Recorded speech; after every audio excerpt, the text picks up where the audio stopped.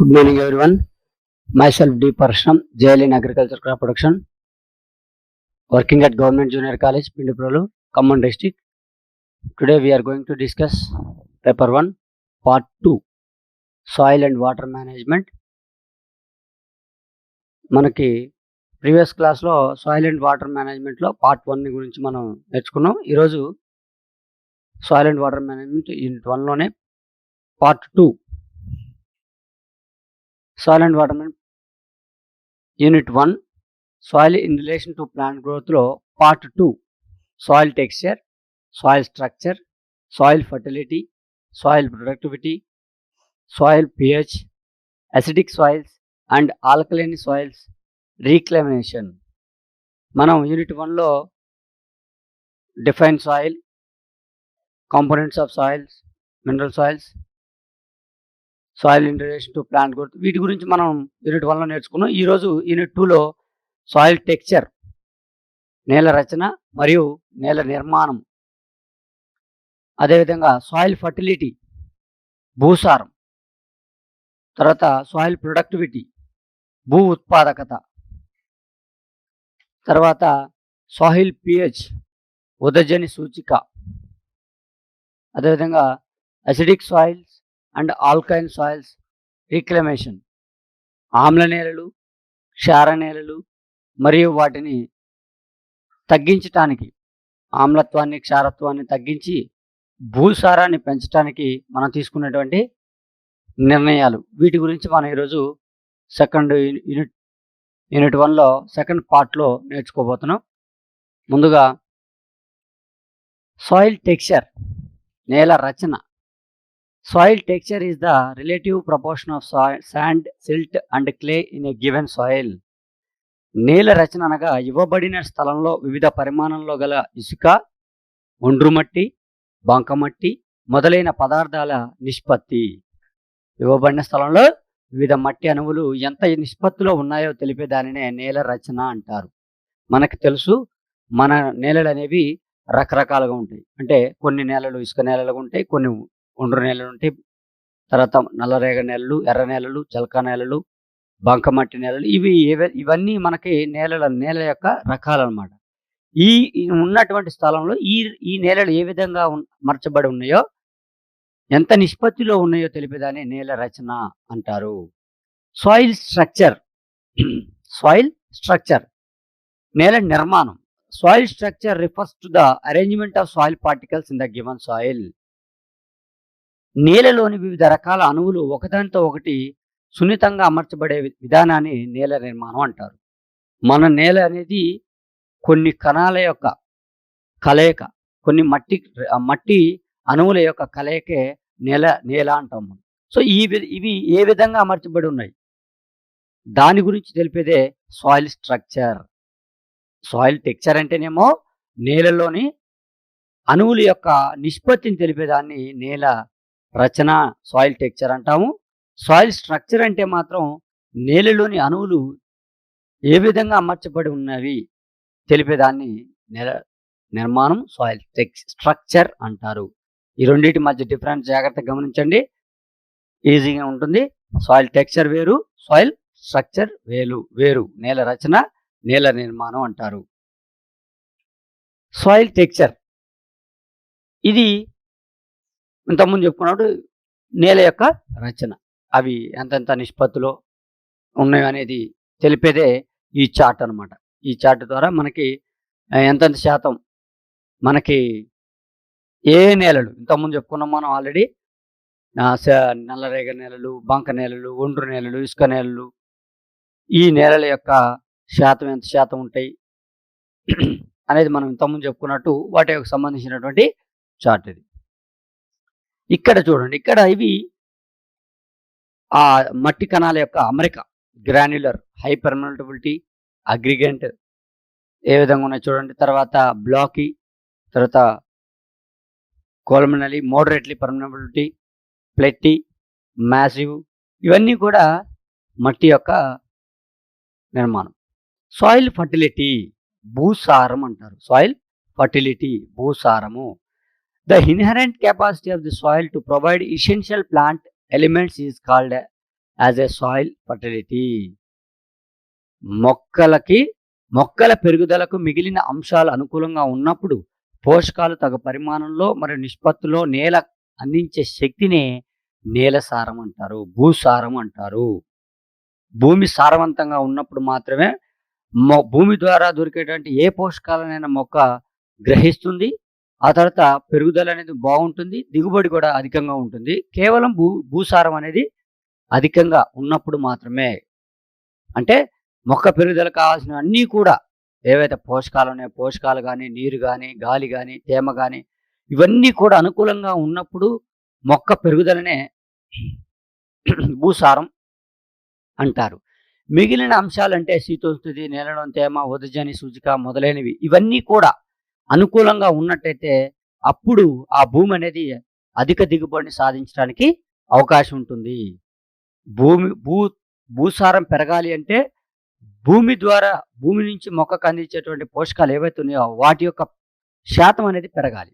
అవి పెరగాలి అనంటే అంతకుముందు మనం ఫస్ట్ చెప్పుకున్నట్టు ఆర్గానిక్ కార్బన్, సేంద్రియ కార్బన్ పదార్థం అనేది బాగా అధికంగా ఉంటే భూమి లోపల దాని యొక్క ఫర్టిలిటీ అనేది భూసారం అనేది ఎక్కువగా పెరిగి గాలిలో దొరికే తేమను గానీ, లేదా నేలలో ఉండే తేమను గానీ, ఉదజని సూచిక అంటే పీహెచ్ అంటాం మనం. ఆ పీహెచ్‌ని పెంచడంలో గానీ, లేదా న్యూట్రాలిటీలో ఉంచడం కోసం గానీ, ఇవన్నీ కూడా సరిగ్గా మొక్క తీసుకోగలుగుతుంది. ఎప్పుడైతే సాయిల్ ఫర్టిలిటీ భూసారం అనేది అధికంగా ఉంటుందో, అప్పుడు మొక్కకు కావాల్సినటువంటి అన్నీ కూడా తీసుకొని మొక్క పెరుగుదల అనేది అధికంగా ఉంటుంది. మొక్క పెరుగుదలకు అవసరమైన అన్ని పోషక పదార్థాలను తగిన పరిమాణంలో నేలకు అందించగలిగినట్లయితే దానినే భూసారం అంటారు. ఇంతకుముందు మనం చెప్పుకున్నాం. మొక్కకు కావాల్సినటువంటివి నేలలో మనం ఇవ్వాల్సినటువంటి తేమను గానీ, లేదా పోషక పదార్థాలను గానీ, లేదా సూక్ష్మ పోషకాలను గానీ, ఎరువులను గానీ వీటన్నిటిని మనం తగిన మోతాదులో గనక భూమికి అందించినట్టయితే భూసారం అనేది ఏమవుతుంది ఆటోమేటిక్‌గా పెరుగుతుంది. అంటే మొక్క తీసుకునే శాతం అనేది పెరుగుతుంది. మొక్క పెరుగుదలకు కావాల్సిన పోషకాలు తీసుకునే శక్తి అనేది పెరుగుతుంది. పోషక పదార్థాలను అందించే నేల యొక్క సామర్థ్యాన్నే భూసారము అంటారు. యెస్. మనం పోషకాలను ఏవైతే భూమికి అందిస్తున్నామో, ఈ భూమి ద్వారా మాత్రం మొక్క వేర్ల ద్వారా మొక్క పెరుగుదలకు కావాల్సినటువంటి పదార్థాన్ని భూమి ద్వారా తీసుకుంటుంది. సో, దీన్ని భూసారము అంటారు. సాధారణంగా దీనిని కేజీ ఫర్ హెక్టేర్ పరిమాణంలో కొలుస్తారు. ఈ భూసారాన్ని. నీటి ముంపు కలిగి వాతావరణ పరిస్థితులు అనుకూలంగా లేని భూమి సారవంతమైనప్పటికీ మొక్కలకు కావాల్సిన పోషకాలన్నీ అందించలేదు. కొన్ని నేలలుంటాయి. ఈ వరదలు వచ్చినప్పుడు, వర్షాలు బాగా అధికంగా వచ్చినప్పుడు ఏమవుతుంటది, ఆ భూమి అంతా కూడా పై పొర మొత్తం కూడా కొట్టుకొని పోతుంటది. సో, ఇట్లాంటి కొట్టుకొని పోయే ప్రమాదం జరిగినప్పుడు ఏమవుతది, భూమిలో ఉన్నటువంటి పోషకాలన్నీ ఏమవుతున్నట్టు క్రమేపీ ఆ నీటి ద్వారా వెళ్ళిపోతుంటాయి. వేరే చోటికి కొట్టుకొని వెళ్ళిపోతుంటాయి. సో, ఇటువంటి పరిస్థితుల్లో భూమి సారవంతం అయినప్పటికీ కూడా మొక్కలకు కావాల్సిన పోషకాలు లభిస్తాయి ఎక్కడ? ఉండవు. అవన్నీ ఆ నీటి ద్వారా కొట్టుకొని వెళ్ళిపోతుంటాయి కాబట్టి మొక్కకు కావాల్సిన పోషకాలు దొరకవు. మొక్కకు కావాల్సిన పోషకాలు దొరకనప్పుడు భూమి సారవంతం అయినా కానీ ఉపయోగం లేదు. భూసార రకాలు. భూసారం 2 రకాలుగా ఉంటుందన్నమాట. సారవంతమైన భూమి 2 రకాలుగా ఉంటుంది. ఎలా ఉంటుంది? సహజమైన భూసారము, కృత్రిమమైన భూసారము. అంటే సహజంగా ఉండేటువంటి భూసారం అనేది ఒక రకంగా ఉంటుంది. కృత్రిమంగా మనం అందించేటువంటి ఎరువుల ద్వారా భూసారం అనేది పెరుగుతుంటుంది చూసారా? అది కృత్రిమంగా ఉండేటువంటి భూసారం. 2 రకాలుగా భూసారం అనేది ఉంటుంది. మొదటిది సహజమైన భూసారం. అంటే సహజ సిద్ధంగా నేలలన్నీ అన్ని రకాల పోషక పదార్థాలను కలిగి ఉండును. దీనిలో నత్రజని, భాస్వరం, పొటాష్, ఎన్.పి.కె తగిన పరిమాణంలో ఉండి ఎక్కువ ఎరువులు ఉపయోగించకుండానే పంట దిగుబడి అధికంగా ఉండును. ఇవి సహజ సిద్ధంగా భూమిలో ఉంటాయి. అంటే మనం ఇక్కడ ఎటువంటి ఎరువులను కూడా ఇవ్వవలసిన అవసరం లేదు. కొన్ని భూముల్లో చూడండి, మీరు ఎటువంటి పంటలు వేసినా కానీ అధిక దిగుబడినిచ్చి మంచి నాణ్యమైనటువంటి దిగుబడినిస్తుంటాయి. కారణం ఏంటంటే భూమిలో ఆల్రెడీ కావాల్సినటువంటి పోషకాలనేవి భూమిలో మనం అందించకపోయినా కానీ భూమిలో దొరుకుతుంటాయి. సో, అటువంటి భూముల్ని సహజమైనటువంటి భూసారం కలిగిన భూములు అంటాం. రెండోది కృత్రిమమైన భూసారం. కృత్రిమంగా అంటే పంట పెరుగుదలకు కావాల్సిన పోషక పదార్థాలను రసాయన ఎరువుల రూపంలో కృత్రిమంగా అందించడాన్ని కృత్రిమ భూసారం అంటారు. ఇక్కడ గమనించండి మీరు, మనం ఎరువులని అందించడం ఏ రూపంలో? కృత్రిమంగా. రసాయన ఎరువుల్ని ఏవైతే ఇప్పుడు మనకి మార్కెట్‌లో దొరికేటువంటి ఎరువులు ఏమున్నాయి? నత్రజని, భాస్వరం, పొటాష్ ఇవన్నీ కూడా మనకి ఏ రూపంలో దొరుకుతున్నాయి? యూరియా అంటాం, డీఏపీ అంటాం, పొటాష్ అంటాం, 20, 20, 0, 13 అంటాం, 3, 15 అంటాం, 3, 17 అంటాం. అంటే కాంప్లెక్స్ ఎరువులని కూడా అంటాం. ఇవన్నీ కూడా ఎటువంటి ఎరువులు ఇవి? రసాయనిక ఎరువులు. అంటే భూసారాన్ని తగ్గించే శక్తి కలిగినటువంటి ఎరువులివి. భూసారాన్ని పెంచేవి గాదివి. భూసారాన్ని తగ్గించేవి. మనం మొక్కకు కావాల్సిన పరిమాణంలో గనుక ఇచ్చినట్టయితే మొక్క అధిక దిగుబడినిస్తుంది. కానీ మొక్కకి కావాల్సిన దానికంటే అధికంగా గనక ఎరువులు ఇచ్చినట్టయితే, ఈ రసాయనిక ఎరువులు గనక ఇచ్చినట్టయితే మొక్క పెరుగుదలనేది తగ్గిపోతుంటది. అంటే మొక్క పెరుగుదల తగ్గిపోతుందంటే భూసారం ఏమైనట్టు? తగ్గిపోతూ ఉంటుంది. దీనిని కృత్రిమ భూసారం అంటారు. భూసారంను ప్రభావితం చేయే అంశాలు ఏవి? ఈ భూమి ఈ భూమి సారవంతంగా ఉండాలి అంటే ఏమి ప్రభావితం చేయాలి? ఒకటోది వాతావరణ పరిస్థితులు. అవును. వాతావరణం గనక అనుకూలంగా ఉన్నప్పుడు మాత్రమే భూసారం అనేది అధికంగా ఉంటుంది. నేల యొక్క సహజ పోషకాల పరిమాణం. మనం నేలలో ఉండేటువంటి సహజ పోషకాలని అలాగే ఉంచినట్టయితే భూసారం అనేది పెరుగుతుంది. మనం ఇచ్చేటువంటి ఎరువులని గాని, మనం పిచికారీ చేసేటువంటి పురుగు మందులను గాని, కలుపు మందులను గాని వీటి వాడకం ఎప్పుడైతే ఎక్కువైతుంటదో భూమిలో ఉండేటువంటి సహజమైనటువంటి పోషకాలన్నీ కూడా కోల్పోతుంటున్నాయి. తర్వాత నేల యొక్క భౌతిక స్థితి, నేలలోని సూక్ష్మజీవుల పరిమాణం, సేంద్రియ పదార్థాల పరిమాణము, పంటల సాగు విధానము మొదలైనవి. ఇవన్నీ కూడా భూసారాన్ని ప్రభావితం చేస్తాయి. యెస్. మనం భూమి యొక్క స్థితి ఏ స్థితిలో ఉంది భూమి? అంటే ఆమ్లంగా ఉందా? క్షారంగా ఉందా? తటస్థంగా ఉందా? అనేది చూసుకోలేకపోవటం. తర్వాత సూక్ష్మజీవుల పరిమాణం. మనం ఈ ఎరువుల్ని కంటిన్యూగా ఇవ్వటం వల్ల సూక్ష్మ పోషకాలు ఎంత శాతంలో ఉన్నాయి? పెరిగినాయా? తగ్గినాయా? వీటి యొక్క పరిమాణం ఏంటి? తర్వాత సేంద్రియ పదార్థం ఏదైతే మనం ఇంతకుముందు చెప్పుకున్న సేంద్రియ పదార్థం ఏ పరిమాణంలో ఉంది? తర్వాత పంట మార్పిడి విధానం. ఎప్పటికప్పుడు మనం పంటలను మార్చుకుంటూ గనక పంటలను సాగు చేసినట్టయితే పంట దిగుబడి అనేది ఆటోమేటిక్‌గా పెరుగుతుంటుంది. సో, వీటన్నిటిని మనం ఎప్పుడైతే సరిగ్గా చేస్తామో అప్పుడు భూసారం అనేది పెరుగుతుంది. భూసార నిర్వహణ, సంరక్షణ పద్ధతులు. ఇప్పుడు మనం భూసారాన్ని పెంచాలి. దాన్ని నిర్వహించాలి. ఏ విధంగా చేయాలి? దాన్ని సంరక్షించాలి. అంటే ఎలా చేస్తే అది మనకి భూసారం అనేది తగ్గిపోకుండా అలాగే ఉంటుంది. అందులో మొట్టమొదటిది భూసారం తగ్గిపోకుండా నిర్వహణ చేయడం అనేది రైతులకు కష్టతరమైన పని. ఎందుకు? అంటే భూసారాన్ని తగ్గించకుండా చేయాలి అనంటే ప్రతిసారి వాళ్ళు పంటలు వేసేటప్పుడు కొన్ని పద్ధతుల్ని అవలంబించాలి. అలా చేసినప్పుడు భూసారం అనేది తగ్గిపోదు. క్రమేపీ పెరుగుతుందే తప్ప భూసారం అనేది తగ్గిపోదు. ఎందుకు అనంటే రైతులు పంట దిగుబడి అధికంగా రావాలి అనేది మాత్రమే చూస్తున్నారు. కానీ భూమి యొక్క హ్మ్. ఏదైతే భూమి యొక్క సారం ఏదైతే ఉందో తగ్గిపోతుందో దాన్ని గమనించలేకపోతున్నారు. ఎప్పుడైతే ఈ రసాయనిక ఎరువులు మార్కెట్‌లోకి వచ్చినాయో అప్పటినుంచి రైతులు మార్కెట్‌లో ఉన్నటువంటి రసాయన ఎరువుల వాడకాన్ని పెంచటం ద్వారా భూమి సారం తగ్గిపోతుందనే విషయాన్ని గమనించలేకపోతున్నారు. దీన్ని పెంచాలి అనంటే పశువుల ఎరువుల్ని, పచ్చిరొట్ట ఎరువుల్ని, తర్వాత బయో ఫెర్టిలైజర్స్‌ని, జీవ జీవన ఎరువులని వీటిని వాడుతూ ఉన్నట్టయితే భూసారం పెరుగుతుంది. ఇవన్నీ వాడకం రైతులకి కష్టతరమైన పని. ఒకే పంటను అనేక సంవత్సరాలు సాగు చేయడం వలన భూసారం క్రమంగా తగ్గిపోను. యెస్. మనం చూడండి ప్రతిసారి గూడా రైతు తనకున్న పొలంలో ప్రతి సంవత్సరం గూడా ఒకే పంటని కంటిన్యూగా సాగు చేస్తూ వెళ్తున్నాడు. ఇలా చేయడం వల్ల ఏమవుతుంది? మొక్కలో ఉన్నటువంటి భూమి ద్వారా తీసుకున్నటువంటి పోషకాలు ఆ మొక్క తీసుకొని పంట దిగుబడినిస్తుంది. తిరిగి మళ్ళీ మనం భూమికి వేరే పంటనివ్వటం వల్ల ఏమవుతుంది? భూసారం పెరుగుతుంది. అలా కాకుండా మళ్ళీ అదే పంట వేయటం వల్ల ఏమవుతుంది? భూమిలో ఉన్న పోషకాలు ఆల్రెడీ ఆ పంట తీసుకుంది కాబట్టి తిరిగి మళ్ళీ భూమి నుంచి వచ్చేటువంటి పోషకాల యొక్క శాతం తగ్గిపోతుంది. అందుకని ఒకే పంటని అనేక సంవత్సరాలు సాగు చేయకూడదు. నేలను సక్రమంగా వినియోగించుట. మనకున్నటువంటి నేలను సద్వినియోగం చేసుకోవాలి. సరైన పంటలను వేసుకొని మనం పంటల్ని దిగుబడిని పెంచాలి. నేల కోతకు గురయ్యేటువంటి ప్రాంతాల్లో నేల కోత గురి కానటువంటి పంటలను వేసుకోవాలి. 2, 3 పంటలు కలిపి వేసుకోవాలి. ఈ విధంగా చేసుకోవడం వల్ల ఏమవుతుంది? భూసారం అనేది పెరుగుతుంది. మంచిగా దుక్కి దున్నుట. యెస్. దుక్కి దున్నటం మంచిగా అనేదేంటి? మంచిగా దున్నటమే మనం జనరల్‌గా దున్నుతారు. మరి దాంట్లో మంచిగా అంటే ఏంటి? అంటే లోతైన దుక్కులు చేయాలి. వేసవిలో లోతైన దుక్కులు చేయాలి. దీని ద్వారా లోతు దుక్కులు చేయటం ద్వారా నీటి యొక్క శాతాన్ని భూమి పీల్చుకొని ఎక్కువ రోజులు తేమను నిలుపుకోవడానికి అవకాశం ఉంటుంది. భూమి లోపల పొరలో దాగి ఉన్నటువంటి పోషకాలు పై పొరలో ఉన్నటువంటి పోషకాలు భూమి లోపలికి చేరటం వల్ల పోషక పదార్థాల యొక్క మార్పిడి అక్కడి నుంచి ఇక్కడికి, ఇక్కడి నుంచి అక్కడికి జరుగుతుంటుంది. ఎల్లప్పుడూ పంట మార్పిడి చేయాలి. యెస్. ప్రతిసారి కూడా మనం ఒక పంటనే వేయొద్దు. ప్రతిసారి 2, 3 రకాల పంటల్ని ఎప్పటికప్పుడు మార్చి వేస్తూ ఉండాలి. కలుపు మొక్కల్ని ఎప్పటికప్పుడు నిర్మూలించుట. కలుపు మొక్కలనేది చాలా చాలా చాలా ఇంపార్టెంటు. ఒక కలుపు మొక్క వల్లనే 75% పంట అనేది నష్టపోవాల్సిన పరిస్థితి ఏర్పడుతుంది. సరైన యాజమాన్య పద్ధతులు గనక కలుపు నివారణ యాజమాన్య పద్ధతులు చేసుకున్నట్టయితే పంట దిగుబడి పెరుగుతుంది. కావాల్సిన పరిమాణంలో నేలలో తేమను నిల్వ చేయుట, నేల కోతను నివారించుట, హరిత ఎరువులను ఉపయోగించుట, సేంద్రియ ఎరువులు ఉపయోగించుట ఇవన్నీ చేసుకుంటూ వెళ్ళినట్టయితే భూసారం అనేది పెరుగుతుంది. భూసారాన్ని మనం పెంచినట్లయితే భూమి ద్వారా లభించేటువంటి పోషకాల యొక్క శాతం ఏమవుతుంది? ఆటోమేటిక్‌గా పెరుగుతూ ఉంటుంది. తగ్గిపోదు. పెరుగుతూ ఉంటుందన్నమాట. ఇక్కడ చూడండి, నేల కోతను నివారించుకోవాలి. అంటే నేల కోతకి గురయ్యేటువంటి ప్రాంతాల్లో నేల కోతకు గురి కాకుండా మనం పంటల్ని సాగు చేసుకోవాలి. వాళ్ళకి అడ్డంగా కట్టలు కట్టుకొని ఎక్కడైతే నేల కోతకు గురవుతుందో అక్కడ అక్కడ నేల కోతకు గురి కానటువంటి పంటలు వేసుకోవాలి. అంటే ఆ మట్టి కణాలని వేరు గట్టిగా పట్టుకొని ఉండేటువంటి పంటలు వేసుకోవాలి.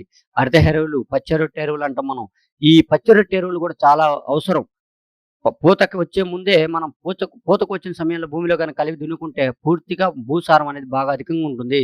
సేంద్రియ ఎరువులు కూడా చాలా అవసరం. వాటి యొక్క వాడకం కూడా పెరగాలి. భూమిని కప్పివేసే పంటలను సాగు చేయట ఇక్కడ చూడండి, మీరు గమనించినట్టయితే భూమి మొత్తం కూడా కప్పి ఉంచుతుంది. ఎందుకు కప్పి ఉంచాలి భూమిని? అంటే ఇక్కడ కలుపు శాతాన్ని మనం తగ్గించుకోవచ్చు. ఇక్కడ ఉన్నటువంటి కలుపు శాతాన్ని మనం తగ్గించుకోవచ్చు. ఎప్పుడైతే కలుపు తగ్గిపోతుందో పంట దిగుబడి అనేది, పంట పెరుగుదల అనేది పెరుగుతుంది. పెరుగుదల బాగుంది అంటే దిగుబడి ప్రభావం కూడా పెరుగుతుంది. అధికంగా నిల్వ ఉంచిన నీటిని తీసివేయట. భూమిలో తేమ ఎప్పుడూ కూడా అధికంగా ఉండకూడదు. కావాల్సినంత తేమ మాత్రమే ఉండేలాగా చూసుకొని మిగతా తేమను తీసివేస్తుండాలి. అవసరమైన రసాయనిక ఎరువులను వేయుట. ఎంత మోతాదులో మనకు అవసరమైతుందో రసాయనిక ఎరువులు మనం భూసార పరీక్షను అనుసరించి మాత్రమే ఈ రసాయనిక ఎరువులను వేసుకోవాలి. అధిక మోతాదులో వేసుకున్నట్టయితే ఏమవుతుంది? మనకు తెలియకుండానే భూమి యొక్క సారాన్ని మనం తగ్గించి వేస్తున్నాం. నేలలో ఉన్నటువంటి ఆమ్ల క్షార స్వభావాన్ని తగినట్టుగా పంటలను ఎంపిక చేసుకొనుట. ఆమ్ల క్షార గుణాలని తటస్థంగా ఈ భూమి యొక్క pH ఉదజన సూచిక అనేది 3 రకాలుగా ఉంటుంది. ఆమ్లము, క్షారము, తటస్థంగా ఉంటుంది. కాబట్టి మనం ఈ భూమి pH ఉదజన సూచికని మనం తెలుసుకొని ఈ ఈ ఇందులో మన భూమి అనేది ఆమ్లంగా ఉందా? క్షారంగా ఉందా? లేదా తటస్థంగా ఉందా? అని తెలుసుకొని దానికి తగినటువంటి పంటలను గనక వేసుకున్నట్టయితే ఆటోమేటిక్‌గా భూసారం అనేది పెరుగుతుంది. ఈ పద్ధతులను పాటించడం ద్వారా భూసారాన్ని రక్షించుకోవచ్చు. మనం ఇంతకుముందు చెప్పుకున్న ఈ పద్ధతులన్నింటిని గనక మనం సరిగ్గా సరైన సమయంలో గనక పాటించుకున్నట్లయితే ఆటోమేటిక్‌గా మన పంట దిగుబడి అనేది పెరుగుతుంటుంది. Soil productivity. సాయిల్ ప్రొడక్టివిటీ, నేల ఉత్పాదకత ఇది కూడా చాలా అవసరం. సామర్థ్యాన్ని పెంచుతుందన్నమాట. నేలలో ఉన్నటువంటి మన ఏదైతే పోషక విలువలు ఉన్నాయో వాటి యొక్క శాతాన్ని పెంచుతుందన్నమాట. The capacity of soil to produce crops under a defined set of management practices is soil productivity. పంట దిగుబడులను ఉత్పత్తి చేయగల సామర్థ్యాన్నే నేల ఉత్పాదకత అంటారు. పంట దిగుబడులను ఉత్పత్తి చేయగల సామర్థ్యాన్ని నేల ఉత్పాదకత అంటారు. నేల ఉత్పాదకత నేల సారంతో పాటు మిగిలిన అన్ని అంశాలు అనుకూలతపై ఆధారపడి ఉంటుంది. కేవలం పంట దిగుబడి పెరగాలి అనంటే మనం పంటను వేసి దానికి ఏదైనా 2, 3 రకాల రసాయనిక ఎరువులు వేసి పంట దిగుబడి పెరగాలి అనంటే పెరగదు.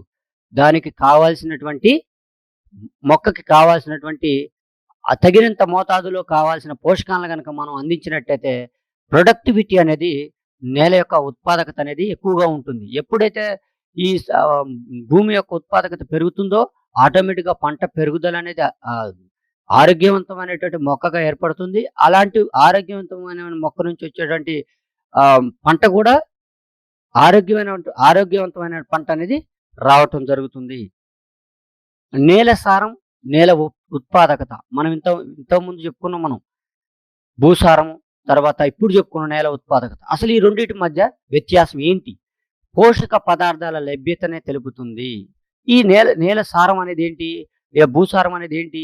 భూమిలో ఏ పోషకాలు ఎంతున్నాయి, ఎటువంటి పోషకాలు మొక్కకు అందే స్థితిలో ఉన్నాయి, వీటిని మాత్రమే తెలుపుతుంది. అదే నేల ఉత్పాదకత అంటే ఏంటి? పంట దిగుబడిని తెలుపుతుంది.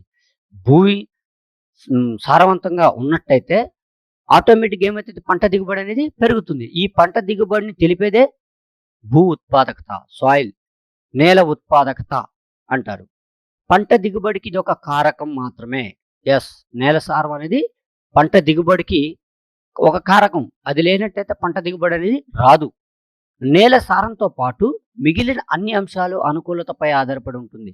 కేవలం భూమి సారవంతంగా ఉంటే పంట దిగుబడి అనేది రాదు. భూమికి కావాల్సినన్ని ఇచ్చినాం మనం. కానీ పంట దిగుబడి రాలేదు. అంటే కేవలం భూమి సారవంతంగా ఉంటే మాత్రమే పంట దిగుబడి అనేది రాదు. భూ దాంతో పాటుగా దానికి కావాల్సినటువంటి మనం వేసినటువంటి పంటకి కావాల్సినటువంటి అంశాలన్నీ కూడా అంటే సరైనటువంటి పద్ధతుల్లో గనక మనం వాటిని అన్నీ అందించినట్టయితే అప్పుడు పంట దిగుబడి అనేది పెరుగుతుంది. అది నేల ఉత్పాదకత. ప్రయోగశాలలో విశ్లేషించవచ్చు.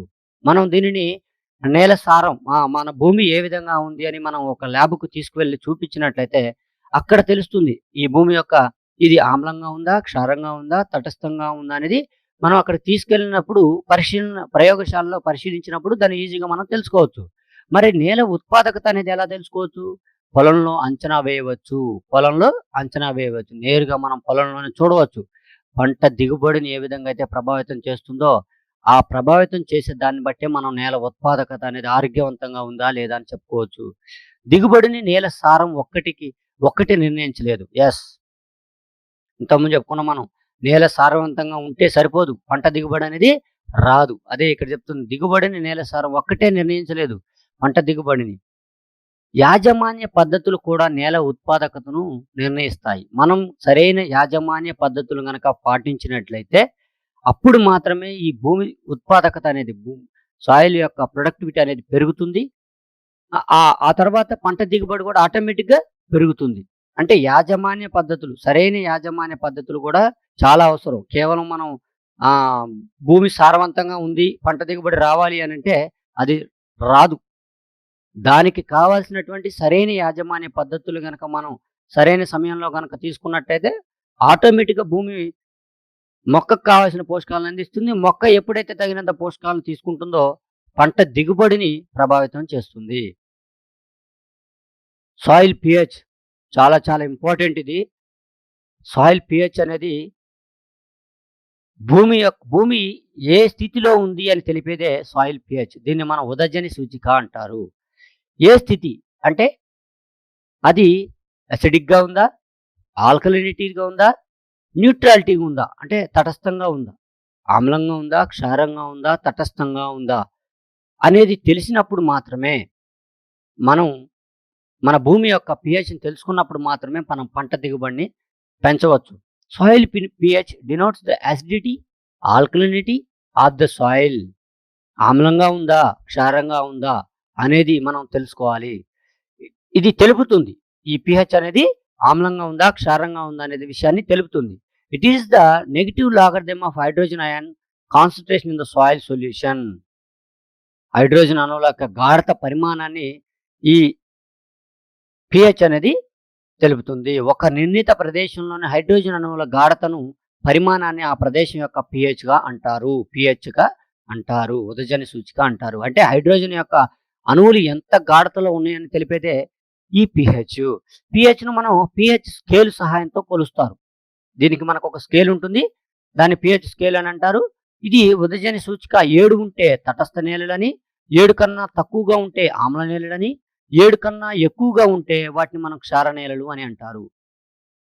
మనకి తెలుసు మన దగ్గర జనరల్‌గా ఒక స్కేల్ మనం ఉపయోగించే స్కేల్ ఏ విధంగా అయితే ఉందో అదే విధంగా ఈ పీహెచ్‌కి కూడా ఒక స్కేల్ ఉంటుంది. ఆ పీహెచ్ స్కేల్‌లో ఉదజని సూచిక 7 గనక ఉంటే అటువంటి 7 గనక ఉన్నట్టయితే దానిని తటస్థ నేలలు అంటారు. అంటే మొక్కకు కావాల్సినటువంటి పోషకాలు ఏవైనా సరే ఈ స్థితిలో ఉన్నప్పుడు పూర్తిగా మొక్కకు అందుతాయి. దీనిని తటస్థ నేలలు అంటారు. 7 కన్నా తక్కువగా ఉంటే మరి తక్కువగా ఉంది. అప్పుడేంటి పరిస్థితి? అయి ఎటువంటి నేలలు అంటే ఆమ్ల నేలలు. ఈ ఆమ్ల గుణాలను కలిగి ఉంటుంటాయి. ఈ ఆమ్ల గుణాలను కలిగి ఉన్న నేలలో కొన్ని పోషకాలు మాత్రమే అంటే ఆమ్లత్వానికి సంబంధించిన పోషకాలు మాత్రమే మొక్క తీసుకోగలుగుతుంది. క్షారంగా ఉన్నా తీసుకోలేవదు. 7 కన్నా ఎక్కువగా ఉంటే వాటిని క్షార నేలలు అని అంటారు.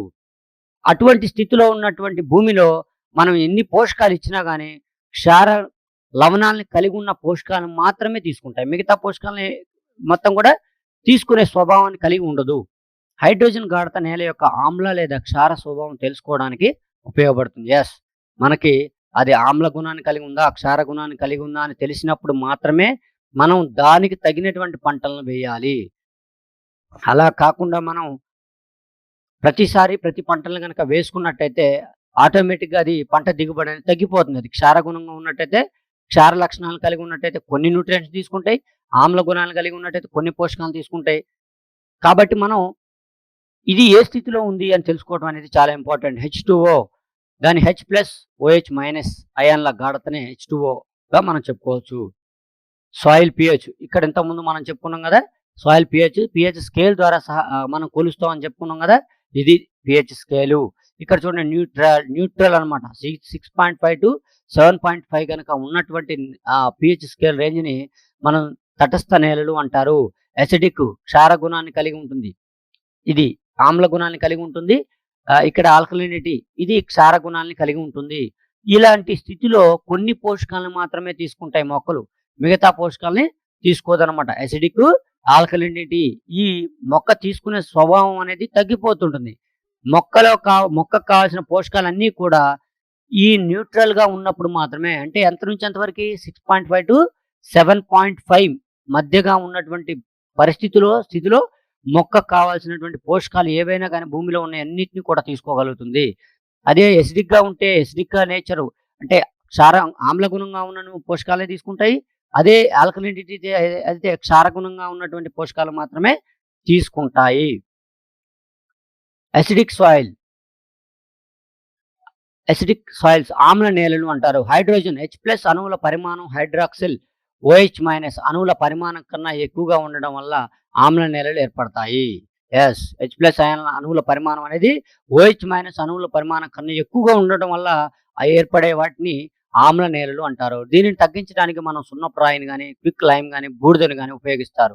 మనం ఈ ఎసిడిక్ సాయిల్స్‌ని మనం అట్లనే ఉంచుకుంటూ పోతే భూమి ఏమైపోద్ది పూర్తిగా క్షీణించిపోతుంది. భూసారం అనేది పూర్తిగా క్షీణించిపోతుంది. అందుకని మనం వాటిని అలా క్షీణించిపోకుండా తటస్థంగా తీసుకురావాలి అనంటే ఖచ్చితంగా మనం సున్నప్రాయిని గాని, క్విక్ లైమ్‌ని గాని తర్వాత బూడిదని గాని ఉపయోగించుకోవాలి. వీటిని ఉపయోగించుకోవడం వల్ల ఏమవుతుంది మళ్ళీ ఆమ్ల ఆమ్ల శాతం అనేది తగ్గిపోతూ ఉంటుంది. ఆల్కలైన్ సాయిల్స్ క్షార నేలలు.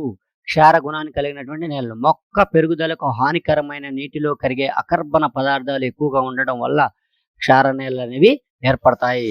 ఇందులో హైడ్రాక్సిల్ అణువుల పరిమాణం హైడ్రోజన్ అణువుల పరిమాణం కంటే ఎక్కువగా ఉంటాయి. ఇక్కడేమో హైడ్రాక్సిల్ అణువుల పరిమాణం కంటే హైడ్రోజన్ అణువుల పరిమాణం అనేది ఎక్కువగా ఉంటుంది. కానీ ఇక్కడెలా ఈ హైడ్రాక్సిల్ పరిమాణం అణువుల కంటే కూడా హైడ్రోజన్ అణువుల పరిమాణం అనేది తక్కువగా ఉంటుందన్నమాట. సో, ఇటువంటి స్థితిలో ఉన్నటువంటి నేలల్ని మనం క్షార నేలలు అంటారు. ఇటువంటి స్థితిలో మొక్క పెరుగుదలకు కావాల్సిన పోషకాలు ఏవి కూడా భూమి ద్వారా మొక్క తీసుకునే స్థితిలో ఉండదు. మరి వీటిని మనం నివారించుకోవాలి.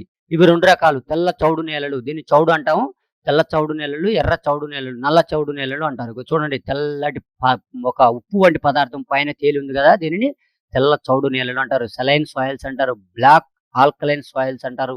నల్ల చౌడు నేలలు అంటారు. చౌడుతనం అంటే ఏంటి? పంట పెరుగుదలకు కావాల్సిన పోషకాలనేవి దొరకవే ఇక్కడ. ఇందులో సోడియం లవణాలు, క్లోరిన్ మరియు సల్ఫేట్ రూపంలో ఉండడం వల్ల ఏర్పడతాయి. ఈ తెల్ల చౌడు నేలలు ఏ విధంగా ఏర్పడతాయి? సోడియము, క్లోరిన్ మరియు సల్ఫేట్ రూపంలో ఉండటం వల్ల ఈ తెల్ల చౌడు నేలలు ఏర్పడతాయి. నల్ల చౌడు నేలలు ఇందులో సోడియం లవణాలు కార్బోనేట్స్, బైకార్బోనేట్స్ రూపంలో ఉండటం వల్ల ఏర్పడతాయి. నల్ల చౌడు. ఈ చౌడు అనేది ఏంటంటే మనందరికి తెలుసు. ఈ క్షార గుణం ఎప్పుడైతే పెరుగుతూ పోతుందో దాని లోపల ఉన్నటువంటి ఈ లవణాలు ఏవైతే ఉన్నాయో అవన్నీ కూడా పైకి తేలుతాయి. ఇవి ఎప్పుడైతే ఈ విధంగా పైకి తేలుతాయో ఆటోమేటిక్‌గా అటువంటి ప్రాంతాల్లో మన పంటలు వేయటానికి అనుకూలం కాదు. క్షారత్వాన్ని తగ్గించే పద్ధతులు. నేలపై ఏర్పడిన తెల్లటి పొరను చెక్కివేయుట. ఇంతకుముందు మీకు చూసినటువంటి తెల్లటి పొరను తీసివేయాలి. చౌడు భూమిలో ఎక్కువ నీళ్లు వదిలి దున్నకుండా కొంత సమయం తర్వాత బయటకు వదులుట. ఎక్కువ నీళ్ళని ఉంచాలి. ఉంచిన తర్వాత ఆ తర్వాత కొద్ది సమయం తర్వాత మళ్ళీ ఆ నీటిని బయటికి తీసివేస్తుండాలి. దున్నిన తర్వాత ఎక్కువ నీళ్లు వదిలి సాల్ట్స్ బాగా కరిగిన తర్వాత నీటిని బయటికి పంపించడం. అందులో ఆ సాల్ట్స్ ఏమైతాయి లవణాలన్నీ కూడా కరిగిపోతాయి కదా! అలా కరిగినటువంటి నీళ్ళన్నీ బయటికి పంపించివేయాలి. అదేవిధంగా జిప్సం వేసి భూమిలో బాగా కలిగి దున్నుట. జిప్సంను కూడా వేసుకోవాలి. గంధకంను కలిపి తగ్గించవచ్చు. గంధకాన్ని కూడా మనం సల్ఫర్ ఉంటుంది కదా! దాన్ని గంధకం అంటాము. దాన్ని కూడా ఎక్కువగా వాడటం వల్ల మనం కొంతవరకి ఈ క్షారత్వాన్ని తగ్గించవచ్చు. పంట మార్పిడి సెలైన్ రెసిస్టెంట్ రకాలను వేసుకోవాలి. అంటే ప్రతిసారి పంట ఒకే రకమైన పంటలు కాకుండా వేరే వేరే పంటలు వేసుకోవటం వల్ల కూడా ఈ క్షారత్వం తగ్గుతుంది. వరి, రాగి, పొద్దుతిరుగుడు మొదలైన పంటలు సాగు చేయడం ద్వారా కూడా క్షారత్వాన్ని తగ్గించుకోవచ్చు. ఇవి మనకి యూనిట్ 1 పార్ట్ 2లో ఉన్నటువంటి సమాధానాలు. ఇందులో నుంచి